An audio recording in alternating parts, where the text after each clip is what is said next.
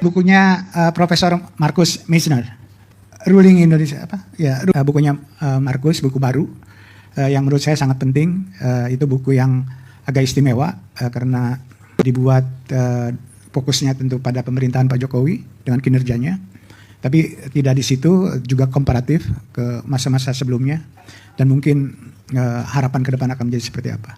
Dengan komponen yang paling menonjol, yang jadi titik berat Marcus di buku Ruling Indonesia itu, menurut saya adalah tentu saja tentang politik, dalam hal ini tentang dinamika demokrasi di satu sisi, tapi karena dia ilmuwan politik seperti saya. Terus di sisi yang lain tentu saja masalah pembangunan ekonomi gitu ya. Jadi dua itu, jadi kita makanya ambil dua sisi dari buku itu yang menurut saya pokok dan penting, ekonomi dan demokrasi. Marcus cukup subtle dan halus di dalam buku itu untuk menyajikan tentang dinamika politik dan demokrasi Indonesia. Tapi jelas disampaikan di buku itu kita mengalami satu kemunduran dalam berdemokrasi.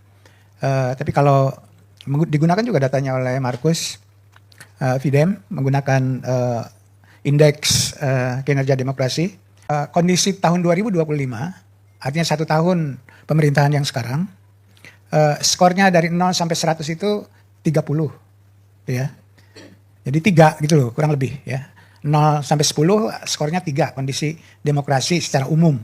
Demokrasi di Indonesia tahun 2025. 2026 kita akan dapat tahun depan hasilnya, laporannya.